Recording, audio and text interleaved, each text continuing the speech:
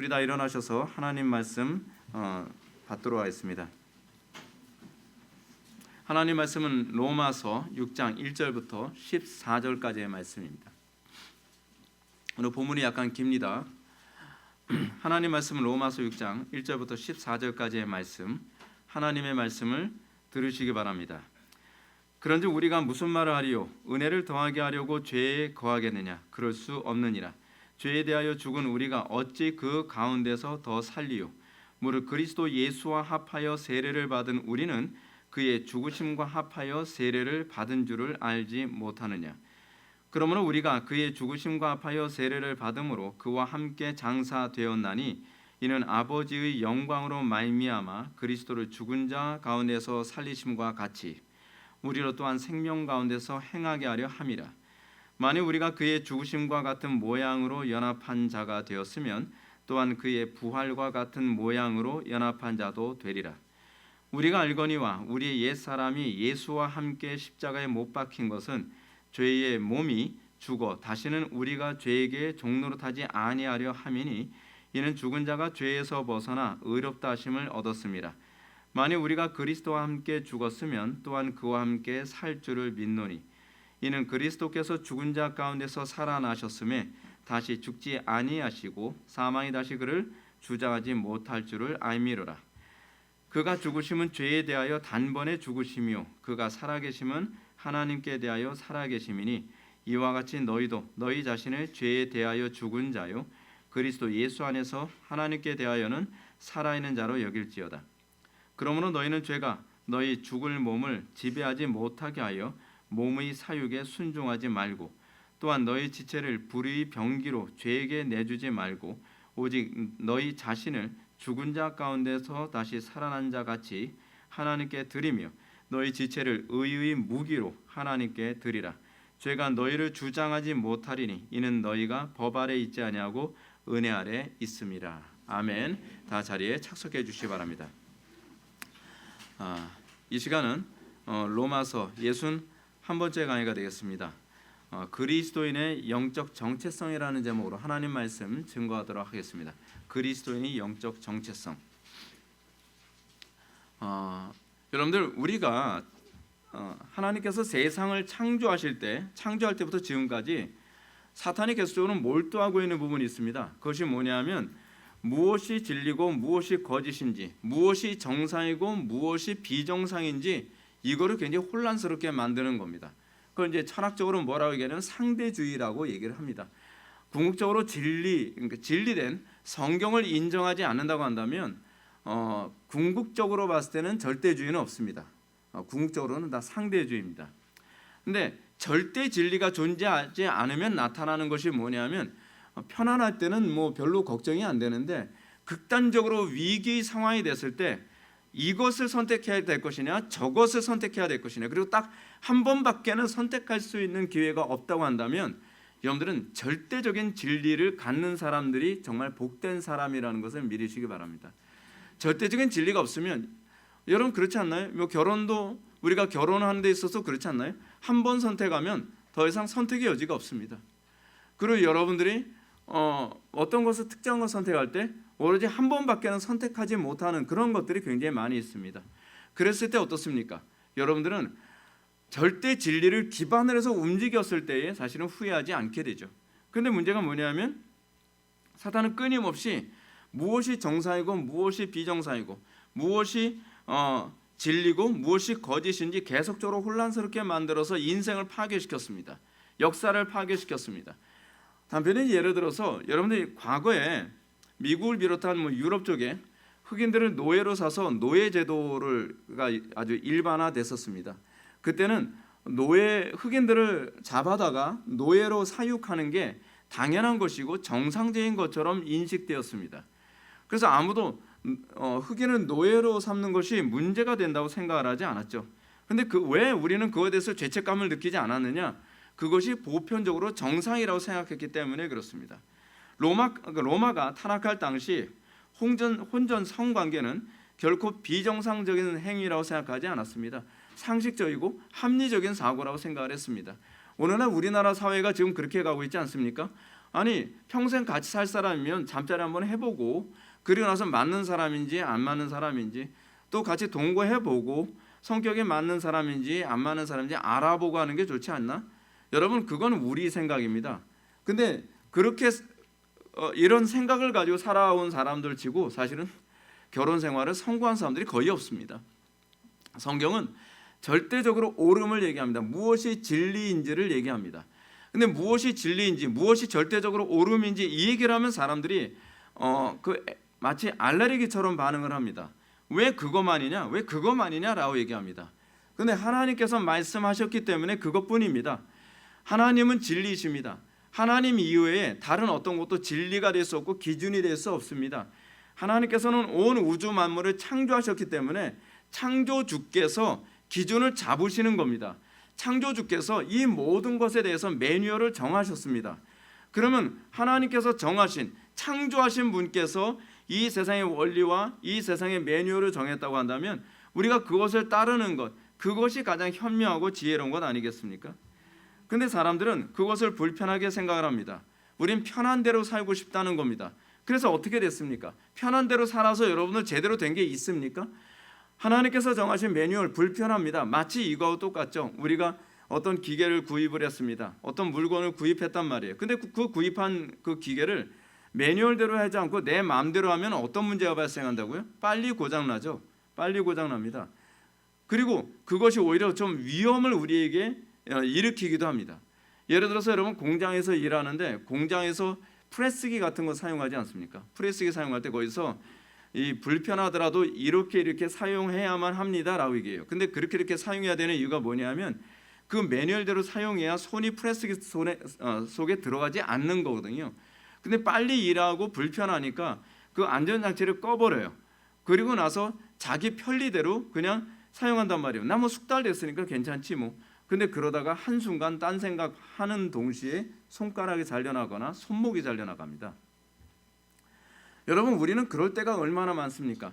하나님께서 정하신 질서와 하나님께서 정하신 그 매뉴얼대로, 그것이 이제 성경의 가르침이거든요. 근데 그거대로 살아가면 불편하지 않습니까? 그것대로 살아가면 손해보는 것 같지 않습니까? 그것대로 살아가면 괴로울 때가 많지 않습니까? 근데 그것이 가장 정확하게 사는 법이고 그것이 가장 안전하게 사는 법이라는 겁니다. 그렇게 살지 않으면 지금 당장은 편하고 쉬운 것 같은데 우리의 손가락이 잘려나가듯이, 우리의 손목이 잘려나가듯이, 때로는 팔 하나가, 다리 하나가 송두리째 잘려나가는 것과 같은 그런 피해를 입게 되어 있다는 겁니다. 실제로 우리 그렇게 살아가는 사람들 주변에 많이 보고 있지 않습니까? 여러분, 아니 마약하면 안 된다고 하면 안 해야죠. 근데 굳이 합니다. 그러면서 마약 때문에 정신 피폐해지고 인생 다 망가지고 삶이 다 무너지는 거예요. 하나님께서 정하신 질서, 하나님께서 정하신 방식대로 살아가면 되는데 우리의 타락한 본성은 그렇게 살기를 원치 않는다는 겁니다. 자, 근데 이것이 교회 안에서도 동일합니다. 여러분 어떻습니까? 여러분들 교회 안에서 신앙생활 어떻게 합니까? 편한 대로 합니까? 아니면 매뉴얼대로 합니까? 제가 개척을 시작하면서 저는 좀 이를 갈았습니다. 왜냐하면 매뉴얼대로 하지 않는 교회를 제가 부교육자 생활뿐만 아니라 주일학교 때서부터 다녔던 교회들 중에 죄다 그런 교회들이었기 때문에 교회가 다 지옥이었습니다. 교회가 아닙니다. 교회가 세상이었습니다. 그래서 제가 개척을 하면서 이런 생각을 했습니다. 나는 성경대로 하겠다. 나는 매뉴얼대로 하겠다. 사람들이 좋아하든 싫어하든, 사람들이 많이 모이든 적게 모이든, 사람들이 어떻게 반응하든 나는 그것과 관계없이 난 성경대로 하겠다. 왜요? 그 이유가 뭐겠습니까? 교회가 지옥이 되지 않도록 하기 위해서입니다. 교회가 세상이 되지 않도록 하기 위해서입니다. 그래서 여러분들이 우리 교회에서 신앙생활하면서 느끼는 것이 뭐냐면 저는 여러분들의 편리를 맞추지 않습니다. 저는 하나님께서 뭐라고 가르치시느냐, 하나님께서 무엇을 기뻐하시느냐, 그게 제 목회와 제 설교의 기준입니다. 그런데 우리 교회가 그렇게 가다 보니까 나타나는 특징이 있지 않습니까? 평소에는 불편한 것 같은데 이번에도 우리가 장례식 치를 때도 보게 되면은 정말 성경대로 세워진 교회는 이렇게 아름다울 수 있구나. 이번에 페이스북에서 정말 굉장히 난리 났었습니다. 이런 교회가 가능한가? 이런 장례는 처음 봤다. 외부에서 오신 분들, 안 믿는 사람들도 우리 교회와 아무 관계없는 안 믿는 사람들도 우리 교회 그 장례식 때 이번에 참석했고요. 그리고 화환도 보내셨고요. 그분들이 와서 하시는 얘기가 그겁니다. 이런 장례식 처음 봤다. 이렇게 은혜가 넘치고 이렇게 사랑이 넘치고 정말 이런 장례식은 처음 봤다. 왜 처음 보겠습니까? 매뉴얼대로 해야만 나올 수 있는 모습입니다. 성경대로 해야만 우리가 사랑이 넘치는 거지, 성경을 피해가면서 내 욕심대로 내 편리대로 하면 교회는요 사랑이 식어집니다. 예수님께서 말씀하셨잖아요. 마태복음 7장에서 마지막 때 어떻게 된다고요? 불법이 성행함으로 사랑이 식어질 거라고요. 불법이 뭡니까? 매뉴얼대로 하지 않는 거죠. 하나님의 법대로 살지 않는 겁니다. 그러면서 우리는 사랑이 넘칠 거라고 생각합니다. 하나님의 법대로 사랑하지 않아도 우리는 가정에서 사랑이 넘칠 거라고 생각하고, 교회에서 사랑이 넘칠 거라고 생각하고, 사회에서 사랑이 넘칠 거라고 생각합니다. 그렇지 않습니다. 법을 지키지 않으면 거기는 지옥이 될 뿐입니다. 여러분들이 가게 될 하나님의 나라는 불법이 성행하는 곳이 아니라 하나님의 법비, 하나님의 통치가 왕성한 곳입니다. 그래서 거기가 천국이 될 것입니다. 여러분들 가정이 천국이 되기를 원하십니까? 하나님의 법대로 사십시오. 하나님의 매뉴얼대로 사십시오. 우리 교회가 천국이 되는 유일한 길은 저는 법대로 사는 것밖에 없다고 저는 생각하는 바입니다. 부교육자 생활하면서 그것 때문에 저도 굉장히 핍박 많이 받았고 때로는 쫓겨나기도 했고 어려움도 많이 당했습니다. 그런데 확실한 건 제가 경험한 바는 그겁니다. 부교육자 생활하면서 고난도 많이 당하고, 예수님께서 그렇게 말씀하셨잖아요. 나를 따르면 십자가 질 거라고요. 나를 따르면 고난을 받을 거라고요. 정확합니다. 성경대로입니다. 근데 주님을 따르고 고난을 당하더라도 하나님의 법대로 목회하고 하나님의 법대로 살아가니까 거기에 하나님의 나라가 임하더라고요. 거기에 천국이 임합니다. 저는 부교육자 생활하면서 그걸 수도 없이 봤습니다. 그래서 저는 담임 목회하면서도 될 거라고 확신을 했습니다. 자, 그런데 여러분들 한번 생각해 보십시오. 사탄이 왜 사람들에게 이런 혼란을 주겠습니까? 이런 혼란을 준다고 해서 여러분 천국 갈 사람이 지옥 가고 지옥 갈 사람이 천국 가고 뭐 그렇게 되겠습니까? 아니죠. 이 혼란을 주는 이유가 뭐냐면 사탄은 이것밖에 할 수 없습니다. 뭐예요? 우리가 이 땅을 살아가면서 누릴 수 있는 권리를 뺏는 겁니다. 여러분, 우리가 하나님의 법대로 살면 우리가 이 땅에서 굉장히 풍성한 은혜를 많이 누릴 수 있습니다. 여러분들, 우리 교회에서 여러분들이 뭘 느끼는지 아십니까? 불편함이 아니라 많은 예수 믿음으로 인해서 누릴 수 있는 권리를 얼마나 풍성하게 누리고 있느냐를 여러분들 아마 느끼게 될 겁니다. 그렇지 않습니까? 현재 우리 교회에서 신앙생활 하시는 분들이 나타나는 특징이 뭡니까? 우리 교회 왔더니 가정이 회복되더라. 권리죠. 그건 예수 믿는 사람의 권리입니다. 우리 교회 왔더니 내 남편이 변하더라. 우리 교회 왔더니 내 아내가 변하더라. 우리 교회 왔더니 내 자녀들이 변하더라. 권리입니다. 저는 여러분들이 예수를 믿는데도 불구하고 안 변하는 것은 여러분들 이건 얼마나 큰 손해인지 여러분 아셔야만 합니다. 예수를 믿는 것은요 특별한 권리입니다. 뭐 천당 가는 것만 권리가 아닙니다. 이 땅에서 예수를 믿음으로 다른 사람들이 누릴 수 없는 그 풍성함을 누리게 되는 것입니다. 사탄은 끊임없이 혼란을 야기시켜서 그 권리를 누리지 못하게 만들죠.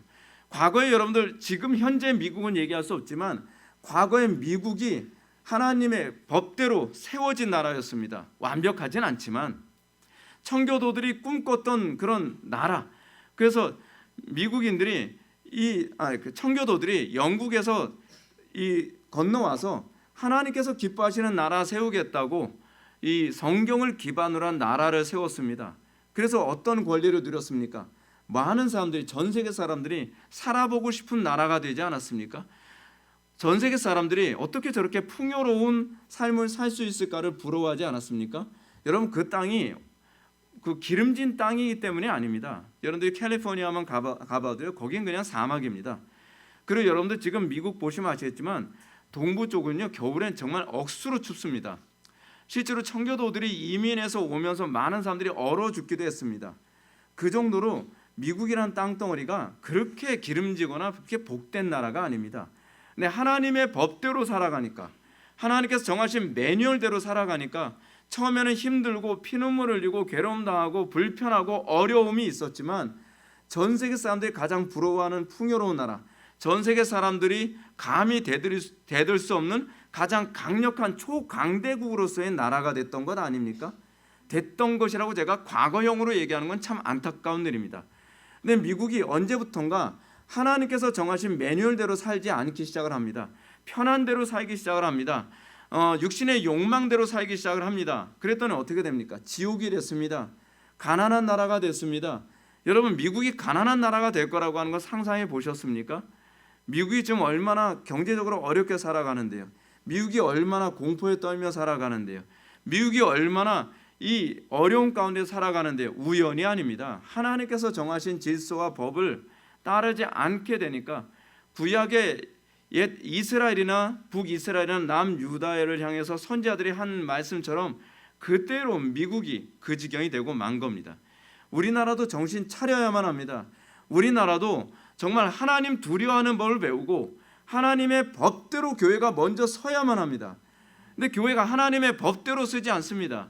어떻게 하든지 더 많은 교인들을 끌어모으기 위해서 교회가 지옥이 되든 싸움판이 되든 아수라장이 되든 분열이 되든 관계없이 사람들을 비유 맞추고 사람들이 하나님을 모독하든 사람들이 하나님을 불경건에 예배하든 어떻게 하든지 더 많은 사람들이 예배당에 오면 그들에게 맞춰갑니다. 망하려고 작정을 한 거죠. 하나님의 저주와 심판을 받으려고 작정한 겁니다. 여러분, 제가 여러분한테 이렇게 말씀드릴게요. 여러분들 우리 교회 와서 저는 뭐 회복의 교회와도 별로 달라진 거 없는데요. 저 회복의 교회와도 저는 우리 가정 별로 달라진 거 없는데요. 저 회복의 교회와도 전 별로 은혜 받는 거 없는데요. 회개하십시오, 여러분.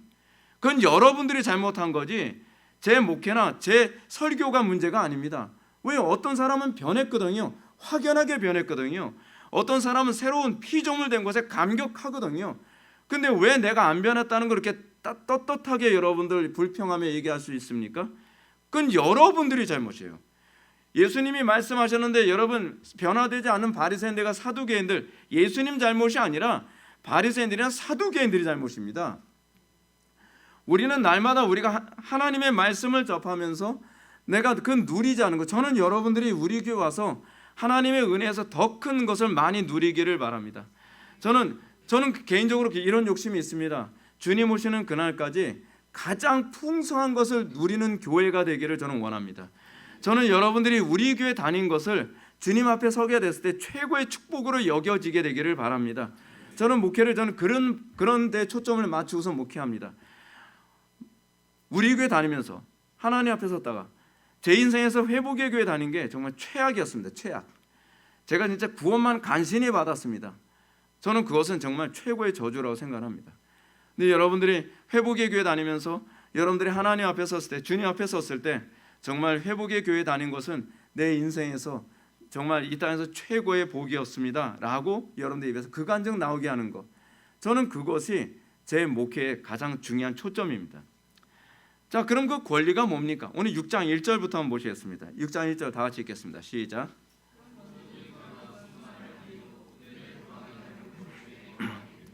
아멘. 바울은 행위가 아닌 오직 은혜, 믿음으로만 구원 얻는다는 것에 대해서 바르게 이해해야 될 것을 가르치고자 합니다. 저는 이것 하나 더 정확하게 이해하기 위해서 얼마나 고민 많이 했는지 모릅니다. 여러분들이 이제 제 설교를 들으면서 느끼시겠지만 제 설교가 조금 어렵긴 하지만요, 저는 여러분들에게 이 땅에서 신자로서 누릴 수 있는 최고의 권리를 다 누리도록 하기 위해 최대한 성경의 본문에서 성경의 본문이 말하고자 하는 의도를 끄집어내기 위해 정말 노력 엄청 많이 합니다. 짬나는 때마다 논문 읽고요, 짬나는 때마다 기도하고요, 짬나는 때마다 성경 연구하고 제가 할 수 있는 모든 노력을 최대한 기울여서 여러분들이 성경에서 얻을 수 있는 유익을 최대한 많이 얻도록 하는 것이 제 마음입니다. 근데 바울이 여기서 믿음으로 얻는 구원에 관해서 얘기합니다.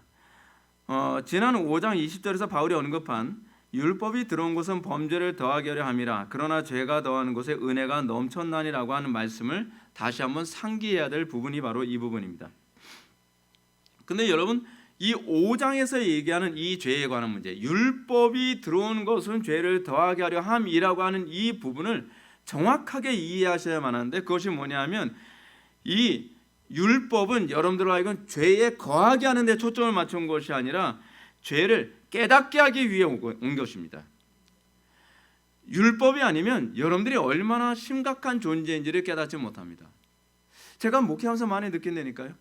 제가 이렇게 철저하게 꼼꼼하게 여러분들에게 죄가 무엇인지를 가르쳐 주는데도 자기를 못 보더라고요. 여전히 나는 좀 된 사람인 것처럼 생각하고, 나는 여전히 좀 알고 있다고 생각하고, 여전히 나는 좀 신앙이 좋다고 생각하고 의롭다고 생각하는 게 이게 잘 안 없어져요. 안 없어져요. 근데 여러분들 이게 없어지지 않으면 여러분들은요 하나님 말씀을 있는 그대로 받아들이지 않습니다. 어린아이처럼 받아들이지 않습니다. 여러분들이 왜 나는 설교를 그렇게 들어도 나는 안 변하는가? 나는 예수를 그렇게 오래 믿는다고 하면서도 불구하고 왜 내 삶은 이런가? 그럼 여러분들이 나는 과연 하나님 말씀 앞에 어떤 태도를 견지하며 설교를 듣는가에 관해서 심각하게 고민해 봐야만 합니다.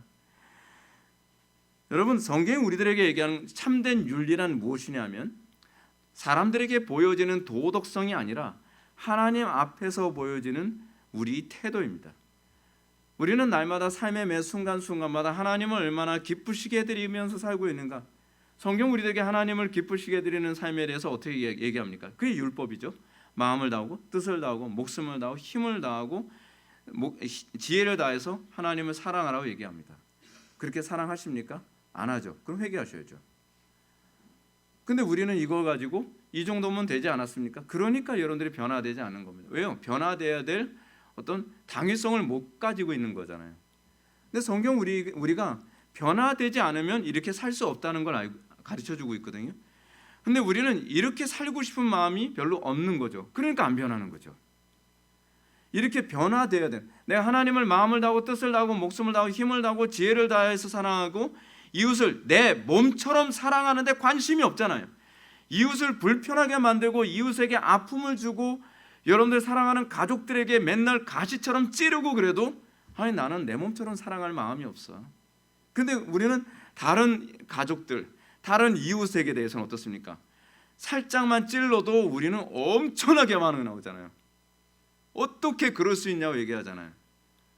근데 자기는 맨날 푹푹 찌르거든요. 그냥 바늘로 찌른 것이 아니라 송곳으로 푹푹 찌르면서 바늘로 한두 번 찌른 거 가지고서 막 난리에다가 브루스를 추잖아요. 근데 하나님의 그 율법은 우리에게 뭘 보여줍니까? 야 너는 송곳으로 찔렀어. 아니 넌 드릴로 찔렀다니까. 이거를 보여주시면서 어떻게 해요?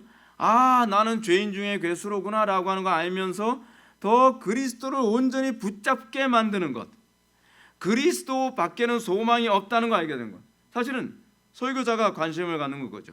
그래서 여러분들이 옛 아담의 본성에 소망이 없다는 걸 깨닫고 이제 새로운 피조물인 예수님 안에서 예수님과 연합한 예수님의 마인드로 살아가는 것에 대해서 여러분들이 정말 열망케 하는 것, 그럴 때 비로소 여러분들이 변화를 보게 되는 거죠. 그러므로 바울은 2절에서 이렇게 대답합니다. 그럴 수 없느니라. 죄에 대하여 죽은 우리가 어찌 그 가운데서 살리요. 그렇죠. 바울은 믿음으로 의롭게 된다는 것이 무율법주의를 의미한다고 얘기하지 않습니다. 왜냐하면 믿음으로 의롭게 된 건 내가 얼마나 죄인이라는 것을 깨닫게 된 것을 의미하며 내가 죄인이라는 것을 깨닫게 되면 절대로 우리가 죄 지는 데 관심 가질 수 없다는 거죠. 오히려 죄와 싸우게 된다는 거죠. 바울이 얘기하죠. 그럴 수 없느니라. 그럴 수 없죠. 바울의 논지는 데살로니가전서 4장 7절에서 얘기한 것처럼 하나님이 우리를 부르심은 부정케 하심이 아니요 거룩하게 하심이라고 하는 말씀을 떠올리게 합니다. 하나님께서 우리를 부르신 목적은요 부정하게 하는 게 아닙니다. 하나님께서 우리를 어떻게 하든 더 거룩하게, 더 거룩하게. 여러분들은 더 거룩하길 원합니까? 여러분들의 불경건함과 여러분들의 죄악됨에 관해서 여러분들 누군가가 알려줬을 때 너는 얼마나 더해서, 아니 너는 얼마나 더해서가 아니라 나를 보라니까요. 우리는 자꾸 상대적으로 얘기하잖아요. 그러면서 여러분 가정 안에서도 그것 때문에 얼마나 많이 싸웁니까? 대부분 이제 가정 안에서 부부들이 이런 문제 가지고 많이 싸우죠. 교회 안에서도 이런 부분 때문에 많이 싸우죠. 뭐 당신은 얼마나 잘한다고, 당신도 그러잖아. 아니 당신도 그러잖아에 관한 문제가 아니라 당신이 그런다고 한다고 해서 내 죄가 정당화될 수 있는 건 아니거든요. 그렇죠? 우리는 그것과 관계없이 내 죄는 내 죄고 그 사람의 죄는 그 사람의 죄인 거예요. 근데 우리는 내 죄는 내 죄고 그 사람의 죄는 그 사람의 죄라고 하는 관점이 아니라 나를 지적하는 당신은 얼마나 의로워서라고 한단 말이에요. 근데 그렇게 생각하게 되면 설교자의 설교를 들을 수가 없어요. 설교자도 천사가 아니거든요. 그러니까 천사가 와서 설교해야 된다고 하는 그런 논리거든요. 그러니까 우리는 날마다 하나님의 말씀 앞에 내가 더 거룩해야 될 당위성을 발견해야 돼요. 여러분들 우리는 그렇습니다. 우리는 어떻게 생각합니까? 여러분들, 우리가 이 부분을 좀 고민해 볼 필요성이 있어요. 뭐냐면 죄를 짓는 게 특권이 아닙니다. 근데 우리는 죄를 짓는 게 특권이라고 생각하고 법을 어기는 게 특권이라고 자꾸 생각합니다. 남들이 줄 서서 식사를 하거나 남들이 줄 서서 무엇인가를 할 때 나는 줄 서지 않고 편법으로 들어가는 걸 특권이라고 생각합니다. 여러분, 그거는 어느 사회든지 망조가 될 문제입니다. 여러분, 제가 왜 밥 먹을 때 줄 서는지 아십니까? 줄 서는 게 특권이라는 걸 여러분한테 보여주기 위해서 그런 겁니다. 법을 지키는 게 특권입니다. 죄를 범하는 게 특권이 아니라 죄를 범하지 않을 수 있는 게 특권입니다. 예를 들어서 여러분, 법과 질서가 없는 나라에서 사는 게 특권입니까? 아니면 법과 질서가 잘 잡혀있는 나라에 사는 게 특권입니까? 법과 질서가 잘 잡혀있는 나라에 사는 게 특권이잖아요. 근데 우리는 이상하게도 예수를 믿고 나면 우리한테 특권이 있는 거 아니에요? 죄를 짓더라도 천국 갈 수 있는 특권. 아니, 죄 짓는 게 어떻게 특권이 될 수 있습니까? 여러분, 죄를 짓더라도 죄의 노예로 살아가는 게 특권이 아닙니다. 천당에 가더라도요, 어떻게 하든지 죄의 지배로부터 더 자유롭게 되는 것이 특권 아닙니까? 근데 우리는 그걸 특권이라고 생각하지 않아요. 천당에 가더라도 내 마음대로 죄 지면서 사는 걸 특권이라고 생각합니다. 그게 구원파잖아요. 잘못 이해하고 있는 거죠. 따라서 바울은 도덕 폐기론자들의 주장을 한 번에 깨뜨리는 말을 3절과 4절에서 이렇게 말합니다. 무릇 그리스도 예수와 합하여 세례를 받은 우리는 그의 죽으심과 합하여 세례를 받은 줄을 알지 못하느냐. 그러므로 우리가 그의 죽으심과 합하여 세례를 받음으로 그와 함께 장사되었나니 이는 아버지의 영광으로 말미암아 그리스도를 죽은 자 가운데서 살리심과 같이 우리로 또한 생명 가운데서 행하게 하려 함이라. 바울은 그리스도인들이 거듭난 것은 거룩한 삶을 사는 권리를 누리도록 부름받은 존재라고 가르치고 있습니다. 뭐가 권리라는 거예요? 거룩하게 사는 게 권리입니다. 거룩하게 사는 것. 근데 부정하게 사는 것을 권리라고 생각하면 곤란하잖아요. 여러분, 어떤가요? 여러분들이 이 나라에서 살면서, 여러분들이 이 교회에서 살면서, 이 교회에서 신앙생활하면서 여러분들이 그 은혜를 풍성하게 누리게 사는 것이 여러분 권리 아닙니까? 여러분, 이것이 그리스도인들이 거듭난 것은 거룩한 삶을 사는 것을 누리는 것, 그 권리를 위해서 우리가 선택받은 존재다라고 하는 것을 얘기하는 것. 이것에 대해서 바울이 뭐로 예를 드냐면 세례로 예를 듭니다. 세례로요. 세례는요, 우리가 얼마만큼 거룩한 삶을 살아야 될 것인지를 묵상하고 실천하도록 주어진 보이는 말씀이라고 얘기합니다. 이건 아우구스티누스가 한 말이죠. 보이는 말씀입니다. 세례는 구원의 조건이 아닙니다. 근데 세례는 우리가 신자된 삶이 어떻게 사는 것이 권리인지를 보여주는 것입니다. 버거는 이걸 이렇게 얘기합니다. 우리의 세례는 일종의 장례식이다라고 얘기합니다. 여러분, 장례식을 하면 죽는 겁니까? 장례식을 했기 때문에 죽는 것이 아니라 죽었기 때문에 장례식을 치르는 거죠. 그런 겁니다. 신자란 믿음으로 의롭게 되고 거룩하게 된 존재들입니다. 이것은 사망이 통치한 옛사람의 삶의 죽음을 구하는 장례식입니다. 그래서 이 세례를 통해서 우리가 어떤 존재인지를 알려줍니다. 우리가 옛사람이 죽은 존재라는 겁니다. 옛사람이 죽은 존재다라고 하는 얘기는 무슨 얘기냐면 우리는 이제 새로운 삶, 더 이상 죄와 사망에게 노예 생활하지 않고 새로운 삶을 살아가는 특권을 누리게 된 존재라는 것입니다. 지난주에 우리는 장례식을 치렀죠. 이 장례식이 의미하는 바가 무엇입니까? 이제 고인은 이 세상의 삶을 끝내고 새로운 삶, 영원한 삶을 살게 되었다는 것을 알리는 겁니다. 뭘 얘기하는 거예요? 특권을 알리는 겁니다. 안 믿는 사람들은 장례식이 특권이 아니라 슬픔이지만 우리에게는 특권을 알리는 겁니다. 그래서 저는 장례식 때마다 좋겠다 그런 생각을 합니다. 이제는 쉬러 가는구나. 이제는 누리러 가는구나. 이제는 부분적으로 누렸던 것을 이제는 전인격적으로 다 누릴 수 있겠구나. 그래서 기독교 장례식은 단순히 죽음을 알리고 슬퍼하는 예식이 아니라 새로운 생명 가운데 새로운 삶에 들어갔다는 기쁨을 알리는 예식입니다. 근데 그것이 세례입니다. 그것이 세례예요. 따라서 바울은 세례를 무릇 그리스도 예수와 합하여 세례를 받은 우리는 그의 죽으심과 합하여 세례를 받은 줄을 알지 못하느냐라고 말합니다. 우리가 세례를 받았다는 것은 이제 옛사람으로부터 완전히 죽었고 이제 마지막 아담이신 그리스도와 연합됨을 말합니다. 그것은 새로운 통치를 말합니다. 여러분 그렇지 않나요? 여러분들이 예수를 믿으면서 예수를 믿고 나서 불행하게 사는 게 특권입니까?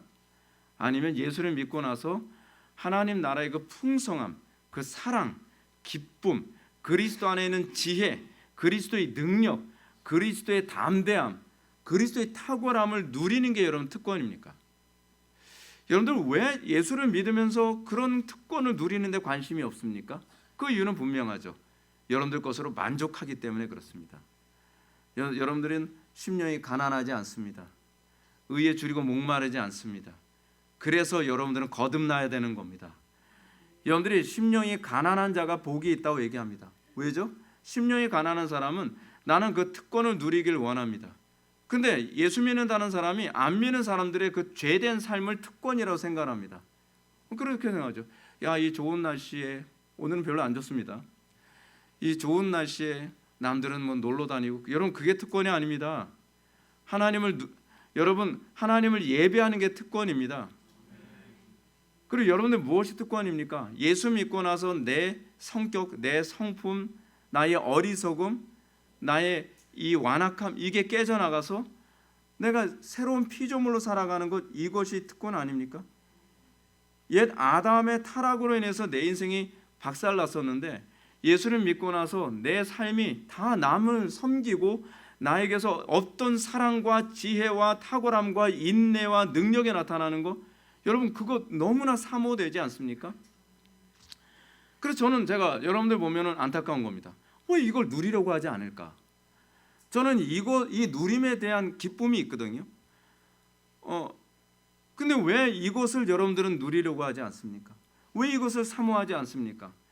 여러분들 지혜가 그렇게 만족할 만큼 지혜롭다 생각합니까? 좀 되게 불쌍해요.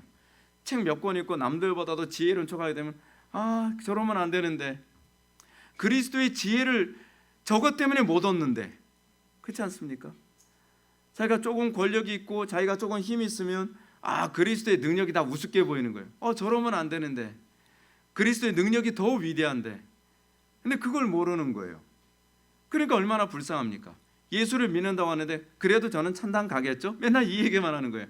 천당 갈지 안 갈지는 뭐 저는 잘 모르겠지만 적어도 이 땅에서 좀 특권을 누리면서 살 생각을 좀 해야 되지 않겠습니까?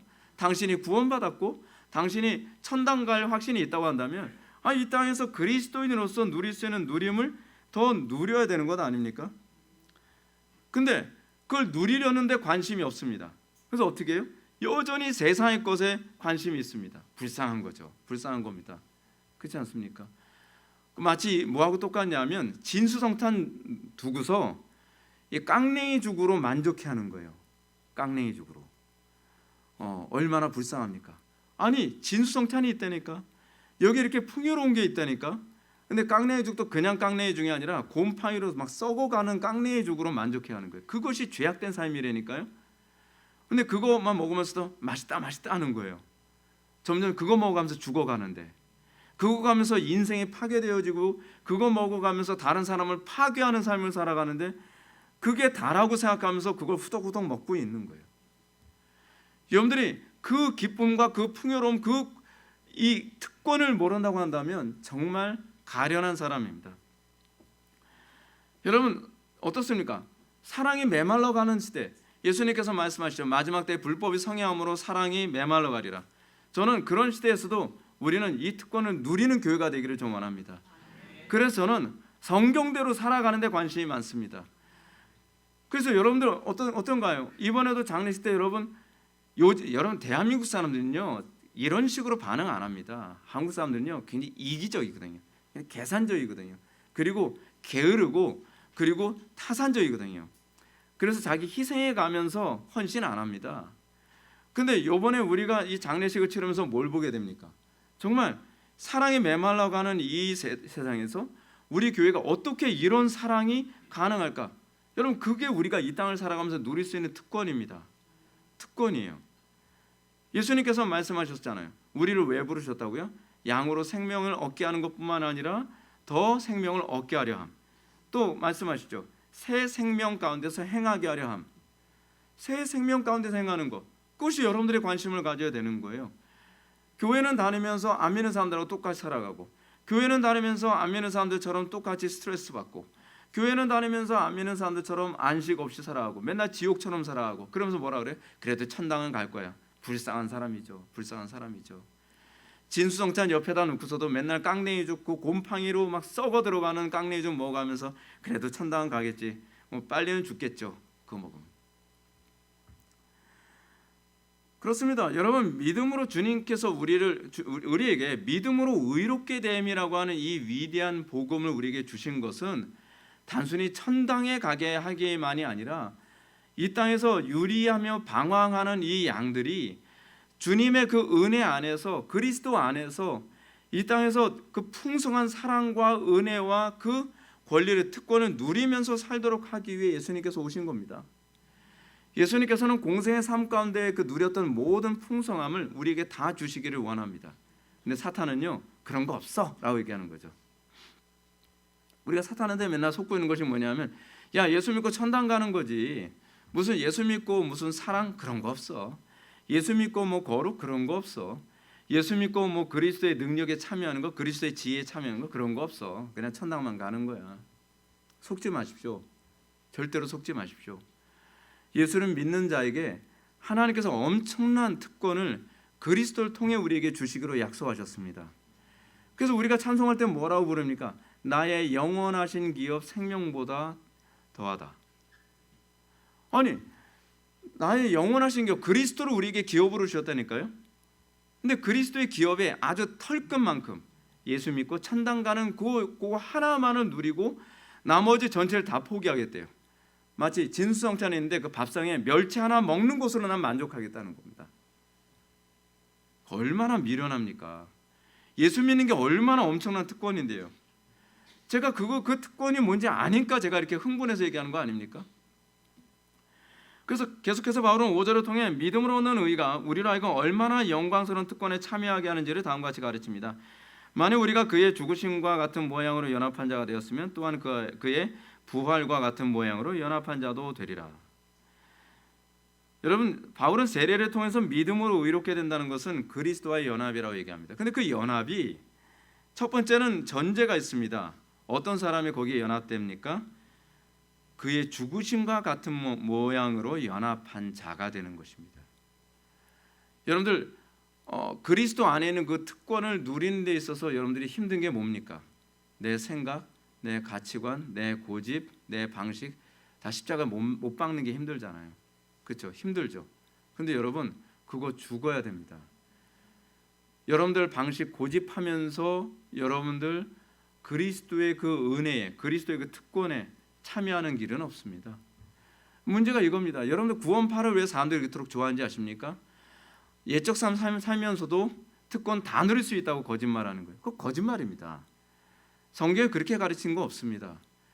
오늘 본문에서 얘기하는 것처럼 그의 죽으심과 같은 모양으로 먼저 연합이 되어야만 합니다.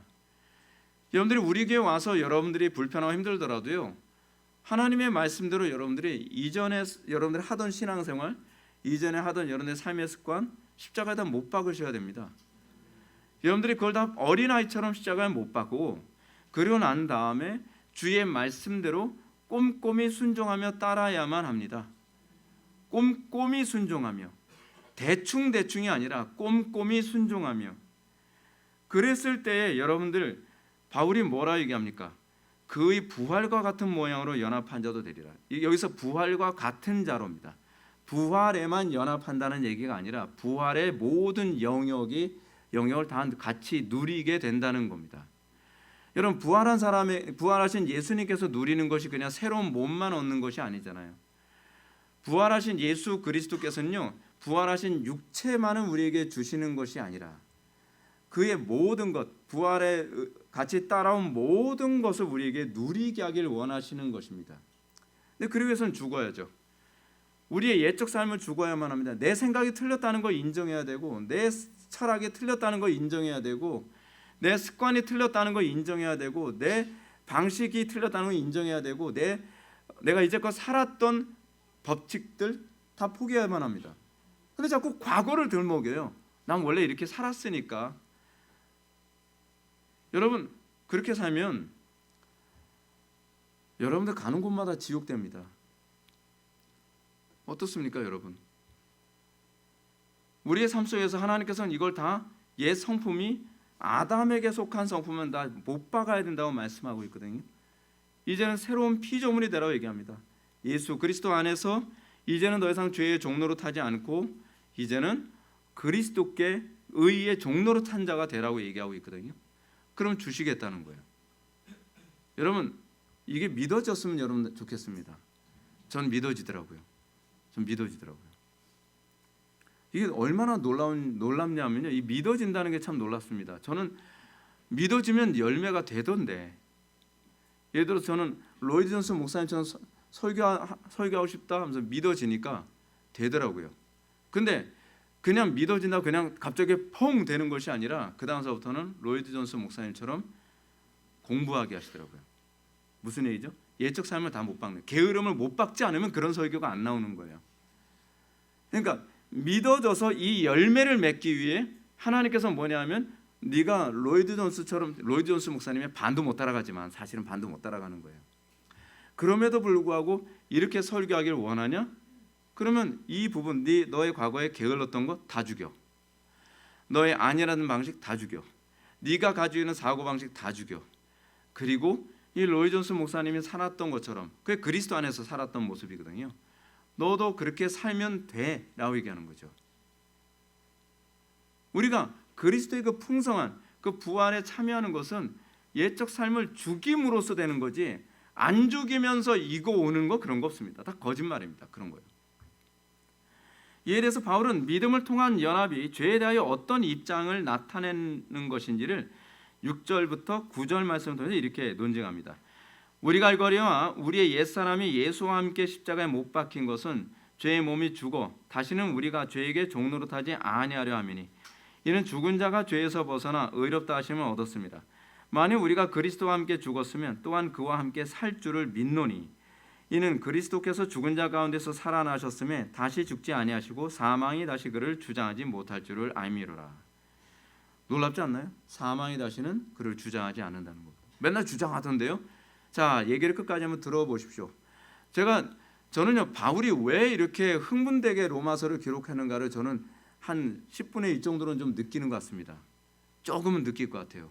왜냐하면 예수 믿는 게 너무 영광스럽거든요. 예수 믿음으로써 얻게 되는 이 풍성함과 이 기업과 이 특권이 너무나 풍성한데, 그런 거 있잖아요. 너무 좋은데 이거 말로 해서 하나? 진짜 여러분 이거 진짜 말로 어떻게 다 설명할 수 있을까요? 근데 사람들이 문제가 뭐냐면 이 세상 것이 그래도 좋다는 거예요. 어디 여행 다니고 있는 게 더 재밌지, 놀러 다니는 게 더 재밌지, 쾌락을 즐기는 게 더 재밌지, 세상적인 지혜와 성공 이게 더 재밌지. 그것보다 더 풍성한 게 있다니까요. 더 영광스러운 게 있다니까요. 근데 그런 부분 마치 이런 거와 똑같잖아요. 철학자들 중에서요 소피스트라고 있습니다. 소피스트들이 아니라 쾌락주의자들. 그 이름이 뭐죠? 쾌락주의자들? 에피큐리안들은 사실 육체적 쾌락을 얘기하는 사람들이 아니라 정신적 쾌락을 얘기하는 사람들이거든요. 그래서 에피큐리안들은 사실은 부도덕한 사람이 아니라 금욕주의자들이에요, 오히려. 근데 그런 거죠. 금욕을 해가면서 그 짓을 왜 해? 맨날 배 터지게 먹고 맨날 쾌락을 즐기고 그런 게 너무 좋지라고 얘기를 하면 그 에피큐리안들은 그런 거죠. 자식들, 너네들이 뭘 몰라서 그래. 우리가 쾌락주의자들이야. 진정한 쾌락은 육신을 즐겁게 하는 데서 있지 않고 오히려 육신을 괴롭게 하는 데 있다니까 라고 생각한 거예요. 하다못해 철학자들조차도요 이것보다 그 1차원적인 쾌락보다 더 높은 그 상위의 쾌락이 있다는 걸 알고 있었습니다. 그런데 이것보다 훨씬 영광스러운 기쁨과 즐거움이 세계가 있다는 거예요. 그걸 바울이 얘기하는 거죠. 복음이라는 겁니다.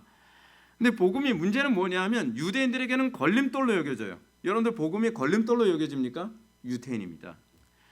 여러분들 복음이 미련하게 보입니까? 헬라인들이죠. 근데 바울의 복음은 우리가 정말 성령의 조명하심 안에서 있게 되면 야, 이 위대한 복음을 내가 이제껏 몰랐다니 안타까운 거죠. 그래서 매를 맞아가면서도 전하고 싶은 거고 미운 소리를 들어가면서도 얘기하고 싶은 겁니다.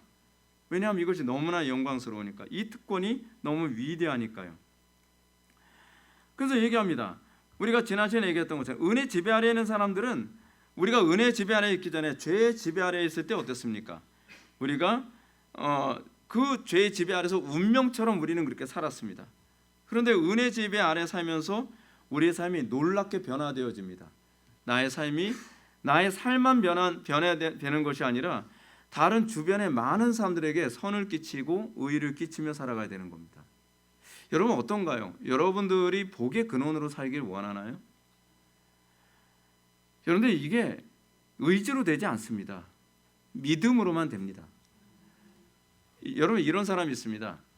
어떤 사람은요, 가는 곳마다 분열을 일으키는 사람이 있습니다. 어떤 사람은 가는 곳마다 음란함을 확산시키는 사람이 있습니다. 어떤 사람은 가는 곳마다 갈등을 일으키는 사람이 있습니다. 다 영적인 겁니다. 다 영적인 겁니다. 근데 문제가 뭐냐면 이 운명으로부터 자기도 벗어나고 싶은 거죠.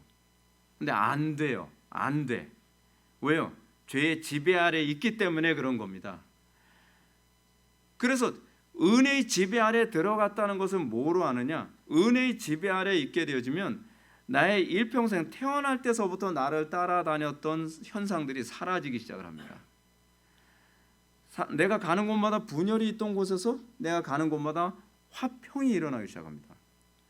내가 가는 곳마다 다툼이 일어났던 곳에서 내가 가는 곳마다 화해가 일어납니다. 내가 가는 곳마다 사람들이 짜증스럽게 생각하거나 우울하게 했었는데 내가 가는 곳마다 사람들이 밝아지고 기뻐합니다. 여러분들 그게 그리스도인입니다. 우리는 근본적으로 우리의 삶, 우리의 영혼 자체가 다른 지배 아래 있게 되는 겁니다. 여러분들은 제가 태어날 때서부터 굉장히 그렇게 밝은 사람일 거라고 생각하시죠? 저는 기질이 우울질입니다. 그래서 사람들 만나면 약간 분위기가 침울해지는 그런 분위기였거든요. 근데 은혜를 받고 나서 제 영혼의 성향까지도 그렇게 달라지는 거예요. 가면은 밝아져요. 가면은 에너지가 넘쳐요. 가면은 막 은혜가 충만해져요. 왜요? 그것이 바로 은혜의 지배가 가져다주는 특징이죠. 여러분 특권 아닙니까? 특권 아니에요? 여러분 우리는 어떻습니까? 시간이 지나면서 죄의 지배 아래 사는 것이 자연스럽습니까? 아니면 은혜의 지배 아래 사는 것이 자연스럽습니까? 죄의 지배 아래 사는 것이 너무나 자연스러우니까 은혜의 지배 아래 사는 걸 얘기하면 막 짜증이 나지 않습니까? 왜 나한테 그런 걸 자꾸 강요해? 여러분 그러면 안 바뀝니다. 여러분들의 인생이요. 여러분들은 죄의 지배 아래 사는 것이 부자연스럽고 도리어 죄에 대한 저항감과 혐오감이 점점 심해지는 현상이 있어야만 합니다. 그런 사람이 복 있는 사람입니다. 이것이 바로 예수님과 함께 옛사람이 십자가에 못 박힌 사람의 모습입니다. 여러분 환경에 우리는 좌우되는 것 같습니까? 그렇지도 않습니다. 사도 베드로는 이렇게 얘기합니다. 롯에 대해서 이렇게 얘기하죠. 소돔과 고모라 성에 있었던 롯 이렇게 얘기하죠. 무법한 자들의 음란한 행실로 말미암아 고통을 당하는 의로운 롯을 건지셨으니. 롯은 어떤 존재였습니까? 불법한 그런 공간 안에서도 그것을 즐길 수 없는 사람이었습니다. 불법한 그런 분위기, 음란한 분위기, 죄악된 분위기에 롯이 그냥 끌려다니는 것이 아니라 오히려 이 무법한 자들의 음란한 행실을 때문에 롯은 고통스러워했습니다. 우리가 거듭났다고 한다면, 우리가 은혜의 지배 아래 있게 됐다고 한다면 우리에게 그런 현상이 나타나야만 합니다. 세상이 즐겁지 않아야만 합니다. 예전엔 즐거웠어도 이제는 즐겁지 않아야만 합니다. 고통스러워야만 합니다. 그런 사람이 여러분 가정에 가서도 화평케 하는 자, 직장에 가서도 화평케 하는 자, 어디에 가든지 화평케 하고 복된 삶을 살지 않겠습니까? 근데 그렇지가 않죠. 옛적 삶을 버리기가 싫은 거야. 옛적 나의 특징을 버리기 싫으니까 지적을 하면 짜증부터 내고 화를 내는 거죠. 그럼 여러분 평생 가도 여러분 가는 곳마다 파괴하고 다니고 내 인생은 왜 이 모양일까 맨날 그 소리하고 살면서 살게 되어 있습니다. 하나님께서 여러분들에게 그 권리의 안으로 들어오라고 여러분들 초청했잖아요. 이제는 그런 삶에서 자유롭게 해주시겠다고 주님께서 여러분들을 초청하지 않으셨나요? 진리를 할지니 진리가 너희를 자유롭게 하리라. 이제 특권, 그리스도 안에서 누리는 특권 안에서 새로운 삶을 살게 해주시겠다. 새로운 피조물의 삶을 살게 해주시겠다고 여러분들을 초청합니다. 여러분 그 안으로 들어오십시오. 여러분들 왜 이전에 그 우울하고 페인 같고 죄인된 그 삶을 왜 여전히 고수하고서 거기서 여러분들 바뀌려고 하지 않습니까? 마귀는 이렇게 얘기합니다. 그렇게 살아도 천당한가? 아니요, 거짓말입니다. 지옥 갑니다. 여러분들이 정말 구원받았다고 한다면 여러분들은 그 삶에 안주할 수 없습니다. 여러분들이 정말 구원받았다고 한다면 안 믿는 사람들과 전혀 구별되지 않고 그냥 그렇게 살아가는 묻어가는 듯한 그런 삶에 안주할 수 없습니다. 왜요? 여러분들이 거룩하게 살고 여러분들이 은혜 지배 아래 사는 건 이제는 여러분들의 자유가 아니라 하나님의 권리이기 때문에 그렇습니다. 하나님께서 강권적으로 그렇게 몰아가십니다. 그래서 사탄은 우리에게 이런 권리를 빼앗기 위해서, 그리고 이 권리를 누리지 못하기 위해서 거듭났다 할지라도요, 이 권리를 짐으로 여기도록 합니다. 그렇지 않나요? 여러분 예수님을 따라 사는 거 짐으로 여겨집니까? 여러분들은 그런 얘기 많이 들었죠. 근데 성경은 그렇게 가르치지 않거든요. 예수님을 따르는 것이 짐이 아니라 특권입니다. 근데 우리는 십자가 지는 거 짐이라고 생각합니다. 저건 무거운 짐이에요. 아니요, 가벼운 멍에라고 얘기합니다. 여러분 우리가 그리스도를 따르는 삶이 왜 가벼운 멍에인가? 짐에 비해서 누리는 특권이 더 크기 때문에 그렇습니다. 그래서 달게 지는 거죠, 십자가를요. 근데 마귀는 끊임없이 여러분들한테 속삭입니다. 야, 그 십자가 지는 거 괴로운 거야. 얼마나 힘든데. 그래서 그 권리, 우리가 그 그리스도 안에서 누려야 될 권리를 못 보게 하는 거죠. 그러면서 이렇게 얘기합니다. 마치 이거와 똑같습니다. 여러분들은 노예로 책임지지 않는 노예로 사는 게 좋습니까? 아니면 책임지는 자유인으로 살기를 원합니까? 요즘 전 세계 사람들의 풍토가 어떻게 돌아가죠?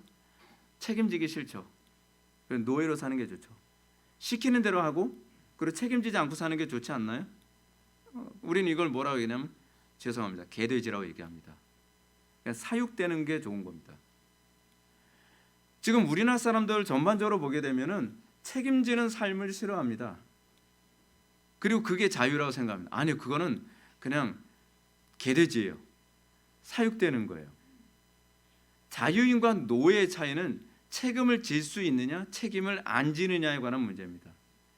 책임을 안 지면서 사는 방법이 뭐냐면 시키면 시키는 대로만 하는 겁니다. 공무원도 그러지 않나요? 공무원들 뭐 윗사람이 시켜서 그러는데요, 자기는 책임이 없다는 거예요.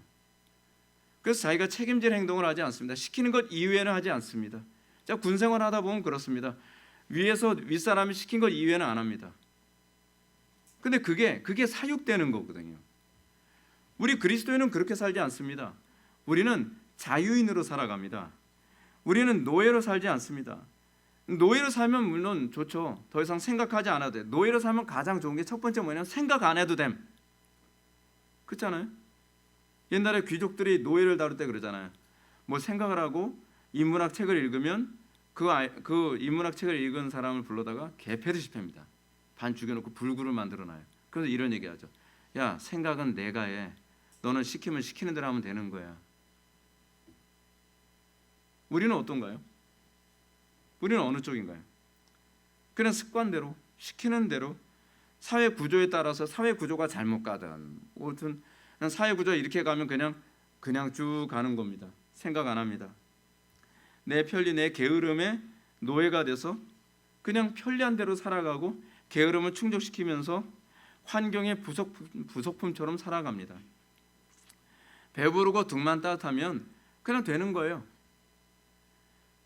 여러분 기독교가 들어가면 나타나는 현상이 뭐냐면 사람들이 더 이상 노예로 살기를 싫어한다는 겁니다.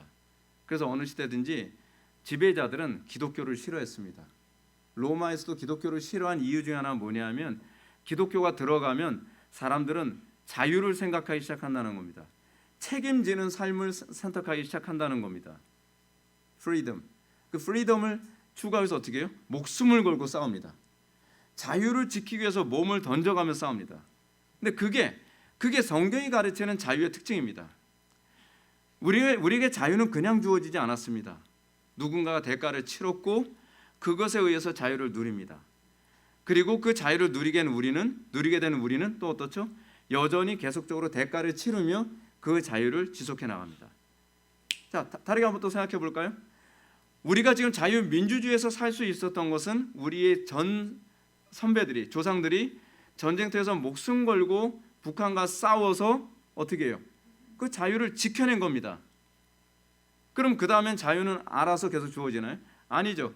그 이후에 우리는 이 자유를 계속 누리기 위해서 우리도 계속 대가를 치릅니다. 그것이 자유의 속성입니다. 대가를 치르기 원치 않는다고 한다면 여러분들은 노예의 길을 선택하는 겁니다. 근데 사탄은 끊임없이 이것이 자유라고 생각하도록 가르쳤습니다. 그렇죠? 게으르게 살 수 있는 자유, 죄를 범할 수 있는 자유, 사실은 이 두 개는 양립할 수 없는 표현이거든요. 근데 속고 있는 거죠. 게으르게 사는 건 내 자유지, 그렇지 않아요? 죄를 짓는 건 내 자유지, 법을 어기는 건 내 자유지. 근데 그건 자유가 아니라니까요. 그건 노예라니까요. 따라서 바울은 11절 말씀을 통해서 이렇게 가르칩니다. 이와 같이 너희도 너희 자신의 죄에 대하여 죽은 자요 그리스도 예수 안에서 하나님께 대하여는 산 자로 여길지어다. 여긴다는 말씀은 죽지 않을 것을 죽은 것처럼 상사하라는 얘기가 아닙니다. 바른 의식을 가지라는 뜻입니다. 우리가 어떤 권리를 누릴 수 있는 상태인지 바르게 인식하라는 겁니다. 제가 여러분한테 해줄 수 있는 게 그겁니다. 여러분들 죄에 대해서 죽은 자요 그리고 예수 그리스도 안에서 하나님께 대해서는 산 자라는 것을 기억하시기 바랍니다. 자, 이게 왜 중요한가? 마치 이거와 똑같습니다. 어떤 왕이 있습니다. 근데 어렸을 때서부터 주변의 간신배들 통해서 계속적으로 뭐라 하냐면 그 왕은요 그냥 놀면 돼요. 우리가 알아서 다 합니다. 그러면서 왕이 주변의 측근들이 시키면 시키는 대로 해요. 그럼 여러분 이 왕은 그럼 뭡니까? 그냥 우리는 소위 바지 사장이죠. 진짜 왕은 이 주변 측근들이 왕 노릇하는 거고요. 이 왕은 그냥 사실은 노예입니다. 노예. 그래서 자기의 권리가 뭔지도 모르고 그냥 주색잡기에 그냥 그 파묻혀서 그냥 그 신하들이 갖다 주는 그런 쾌락을 탐닉해가면서 정치가 어떻게 되든 나라가 꼴이 어떻게 되든 그냥 그것이 누리는 거라고 생각하는 거죠. 그래서 자기는 임금님은 원하는 여자들을 아무 때나 부르면 됩니다. 그게 임금이 하는 노릇입니다. 먹고 싶은 거 아무 때나 밥상 차리라고 하는 것이 그것이 임금이 하는 노릇입니다. 놀러 가고 싶은 곳으로 다 데려가라고 하는 것이 임금이 하는 겁니다. 그러면 그런 줄 아는 거죠. 근데 어느 날 충신이 왔습니다. 충신이 와서 귀뜸을 해줍니다. 임금님, 그렇게 사는 건 신하들의 노예로 살아가는 겁니다. 임금님이 권리를 행사할 수 있는 법과 규칙이 있습니다. 하면서 임금이 행해야 될 법과 규칙에 대해서 꼼꼼하게 가르칩니다. 그러니까 알고 보니까 자기는 임금으로 산 것이 아니라 이 신하들의 노예로 살고 있었던 거예요. 자, 그러면 이제 이걸 각성을 했으면 그 다음서부터는 이제 알아서 신하들이 따라옵니까? 아니죠. 그 다음서부터는 전쟁이 시작됩니다. 예전에 하던 방식대로 왕이 말을 안 듣는 겁니다. 왜요? 왕이 각성을 했거든요. 임금의 권리가 뭔지 알게 됐거든요. 내가 쾌락을 누리고 내 마음대로 사는 게 권리가 아니라 이게 노예의 삶이라는 걸 알게 된 겁니다. 그래서 이쁜 여자를 데려다 야 물리쳐라. 어디? 그리고 또 어디 놀러 가시죠. 아니 됐다. 나는 지금 이걸 위해서 어떤 업무를 해야 된다. 그럼 이제 신하들이 스트레스 받기 시작을 하는 거죠. 짜증나기 시작을 하는 겁니다. 그러면 왕에 대해서 끊임없이 공격을 하죠. 우리는 왕입니다. 우리는 왕으로 부름받은 사람들입니다. 너희는 택하신 족속이요 왕 같은 제사장이요 거룩한 나라요 그의 소유된 백성이니. 근데 우리는 마귀에게 끊임없이 어떻게 속임수를 당했습니까? 그리스도인들은 이 땅에서 즐기고 놀고 세월 보내고 천당 갈 날만 기다리는 것이 그리스도인입니다. 여러분 깨어나셔야 됩니다. 그것이 그리스도인이 아닙니다. 여러분들이 정말 복음을 알고 여러분들이 깨달았다면 죄와 싸우십시오. 지금 이 순간부터 여러분들의 게으름과 싸우고 여러분들의 타락한 본성과 싸우고 그 여러분들의 그 모든 욕구와 싸우면서 하나님의 말씀 앞에서 옛사람을 십자가에 못 박고 날마다 그리스도 예수 안에서 하나님에 대하여 산자로 살아가는 법을 터득하시기 바랍니다. 이것이 바로 여길지어다입니다. 권리를 되찾기 위해 죄와 육체의 소욕과 피 흘리기까지 싸우라는 겁니다. 이것이 권리입니다. 자연인들은 이 권리를 행사를 못합니다. 근데 우리는 하면 됩니다. 믿음으로 순종하면 하나님께서 되게 해 주시겠다고 얘기합니다. 우리는 투쟁해서 다시 우리의 권리를 되찾아야만 합니다. 그 권리를 찾기 우리는 그럼 어디에 헌신해야만 합니까? 기도입니다. 기도하는 일은 결코 쉬운 일이 아닙니다. 때로는 포기하고 싶을 정도로 힘듭니다. 그러나 기도 외에는 이런 이유가 나갈 수 없습니다. 왜냐하면 기도야말로 우리의 왕 대신 그리스도와 더 온전한 연합을 이루는 유일한 길이며 그리스도의 통치력이 우리에게서 나타나는 방식이기 때문에 그렇습니다. 여러분들 이제 왕으로서 살기를 원하십니까? 더 이상 노예가 아니라 이제는 통치자로 살기 원하십니까? 기도하는 자리에 나오십시오. 기도에 헌신하십시오. 기도에 헌신하지 않으면 아무리 말씀을 많이 들어도 여러분들 삶에 달라지는 게 없습니다. 기도하고 순종하는 겁니다. 사탄은 이것을 너무나 잘합니다. 그래서 사탄은 우리에게 계속적으로 이렇게 얘기합니다. 야, 기도한다고 되는 줄 알아? 내가 거듭났더라도 죄를 결코 이길 수 없을걸? 네 습관을 들들어 이길 수 없어. 너 해봤잖아. 네가 네 옛날 습관 이기려고 얼마나 애를 써봤어. 얼마나 결단해봤어. 얼마나 몸부림쳐봤어. 안 됐잖아. 근데 뭐 기도한다고 뭐가 달라지겠어? 달라집니다. 왜 달라집니까? 그것은 내 결단이 아니라 그리스도께서 나를 통해 행하시는 것이기 때문에 그렇습니다. 사탄의 속임수에 대해서 오늘 본문은 하나님 안에서 산자로 여길지어다라고 얘기합니다. 이제는 더 이상 신분을 망각하지 말고 죄와 사망을 정복하여 생명이 왕노릇하는 삶을 사는 권리를 되찾아야 합니다. 우리가 노예가 아니라 왕이라는 사실을 망각해서는 안 됩니다. 각성해야만 합니다. 그러므로 바울은 12절과 13절 말씀을 통해 우리에게 죄의 종노릇하지 않고 우리의 권리를 누리는 방법을 이렇게 가르칩니다. 그러므로 너희는 죄가 너희 죽을 몸을 지배하지 못하게 하여 몸의 사욕에 순종하지 말고 또한 너희 지체를 불의의 무기로 죄에게 내주지 말고 오직 너희 자신을 죽은 자 가운데서 살아난 자 같이 하나님께 드리며 너희 지체를 의의 무기로 하나님께 드리라. 여기서 바울은 너희는 죄가 너희 죽을 몸을 지배하지 못하게 하라고 얘기합니다. 어떻게 이 죄가 우리 몸을 지배하지 못하도록 하겠습니까? 이 두 가지입니다. 부정적인 명령으로 몸의 사욕에 순종하지 말고 너희 지체의 불의의 무기로 죄에게 내주지 말라는 겁니다. 자, 여러분들 이제부터 여러분들 해야 될 건 이겁니다. 몸의 사욕에 순종하지 마십시오. 여러분들의 습관을 부인하십시오. 믿음으로 여러분들이 하던 대로 살지 마시고 이제는 내 본성을 부인하는 법을 배워야만 합니다. 그리고 여러분들의 지체를 이제는 불의의 무기로 혈기 부리는데 또는 음란한데 또는 더러운데 우리의 입을 놀리는데 다른 사람을 괴롭게 하는데 그 무기로 여러분들이 내주지 마시고 긍정적인 명령으로 가서 오직 너희 자신을 죽은 자 가운데서 다시 살아난 자 같이 하나님께 드리며 너희 지체를 의의 무기로 하나님께 드리라는 것입니다.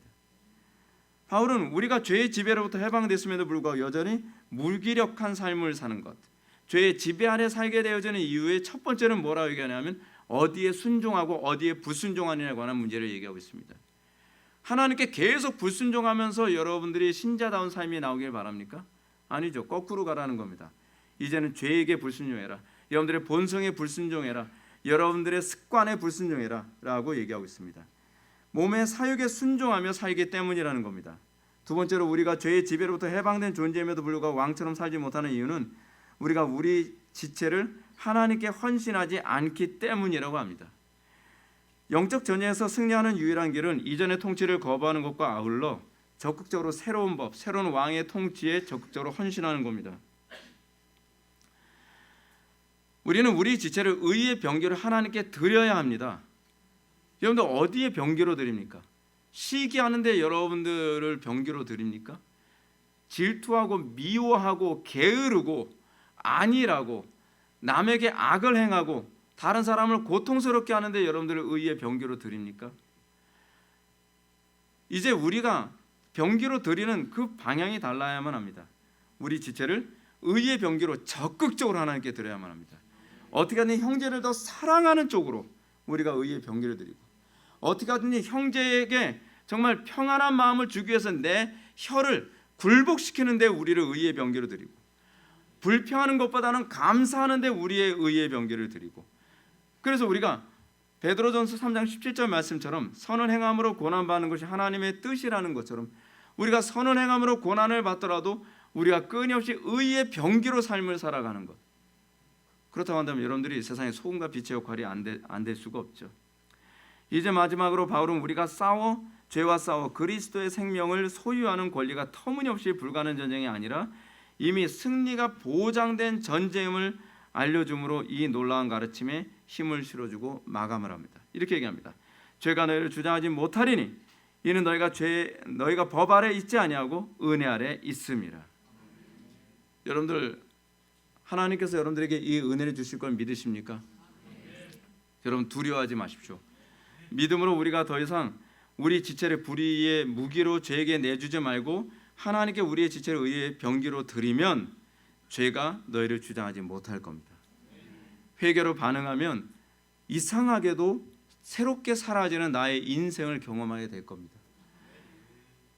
죄가 우리를 주장하지 못할 것을 믿고 기도하며 우리가 이 선한 싸움에서 승리하셔야만 합니다. 존 버넌의 철로 역정을 잠깐만 얘기하고 말씀을 정리하겠습니다. 존 버넌의 철로 역정에 보게 되면은 크리스찬이 아름다운 궁전에 들어가려고 하는데 아름다운 궁전에 들어가는 입구에 2마리의 사자가 그 길을 버티고 있습니다. 근데 거기서 얘기합니다. 두려워하지 마십시오. 곧게 그 길을 걸어오면 사자가 절대로 당신을 해하지 못할 겁니다 라고 얘기합니다. 왜요? 그 사자들은 알고 보니까 쇠고랑에 묶인 존재들이에요. 죄가 더 이상 우리를 주장하지 못합니다. 왜냐하면 그 죄들은 이제는 쇠고랑에 묶였습니다. 더 이상 우리를 주장하지 못합니다. 우리가 주님의 말씀대로 순종하여 곧바로 그 길을 걷기만 한다면 우리는 승리할 겁니다. 우리가 믿음으로 따르기만 하면 이제 여러분의 삶을 지속스럽게 고통스럽게 만들고 괴롭혔던 삶의 모든 부분이 하나씩 하나씩 개혁될 겁니다. 가정이 변화될 것입니다. 그리고 사회가 변화될 것입니다. 교회가 변화될 것입니다. 우리의 변화는 여기서부터 시작됩니다. 우리는 그 권리를 누릴 자격이 있습니다. 하나님께서는 그 자격을 우리에게 주셨습니다. 이제 우리가 믿음으로 반응하고 우리가 옛적 삶에 불순종하고 이제 새로운 삶에 순종하며 그리스도를 따르기만 한다면 이 모든 것이 여러분들의 것이 될 것을 믿으시기 바랍니다. 기도하시겠습니다. 사랑이 많으신 하나님, 우리에게 귀한 특권을 주셨건만 우리가 그 특권이 특권인 줄 모르고 우리가 세상의 것 그리고 썩어 없어질 것을 특권으로 여기며 집착하고 그것을 추구하였습니다. 아버지 하나님, 이제 우리의 마음속에서 이 더러운 것들, 이 속된 것들, 잠시 잠깐 있다가 없어질 것들에 대한 특권의식이 우리에게서 사라지게 하여 주시고 영원한 것을 우리가 얻는 그 특권 안에서 우리가 자유인으로 살아가게 하여 주옵소서. 예수님의 거룩하신 이름으로 기도드립나이다. 아멘.